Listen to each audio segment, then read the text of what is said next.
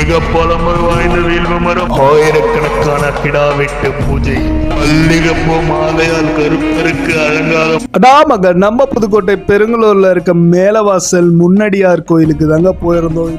Hi, ஊர் மக்கள்லாம் சேர்ந்து பொங்கல் வைக்கிற விழாவை பார்க்கறதுக்கு தாங்க போயிருந்தோம். அன்றைக்கி நைட்டு செம்ம கூட்டம். வீல்வு மலை பிள்ளையாரை தரிசிச்சுட்டு அப்படியே பார்த்தா 1 மணி நேரம் வான வேடிக்கை. நைட்டு 10 மணிலேருந்து 11 மணி வரைக்கும் வான வேடிக்கை பார்த்துட்டு திரும்பினா மல்லிகைப்பூ மாலையோட ஒவ்வொரு குடும்பமும் கருப்பருக்கு அலங்காரம் பண்ணுறதுக்கு மாலையை கொடுத்துட்டு இருந்தாங்க. அதெல்லாம் படந்து அப்படியே கருப்பரை போய் தரிசிச்சு ஐயா எல்லாரும் நல்லா இருக்கும் அப்படின்னு வேண்டிக்கிட்டு 1000 ஆடுங்கள் கிடா வெட்டு பூஜைக்காக நின்றுட்டு இருந்துச்சுங்க. அதெல்லாம் பார்த்து அப்போ பொங்க வைக்கிறதுக்கு எல்லாத்தையும் ரெடி பண்ணிட்டு பொங்க பானையெல்லாம் கழுவிட்டு சாமி உத்தரவுக்காக காத்துக்கிட்டு இருந்தாங்க. எல்லாரும் சங்கு ஊதிட்டு சாமி உத்தரவு கொடுத்த உடனே புகையை போட்டு அடுப்பை எரித்து பானையை வச்சு பாலை ஊற்றி பொங்கல் பொங்குறதுக்காக காத்துக்கிட்டு இருந்தாங்க. பொங்கல் பொங்கி முடித்த உடனே அப்படியே தண்ணியை ஊற்றி அணைச்சிட்டு பொங்கல் எடுத்து வச்சுட்டு படையில போட்டு சாமியை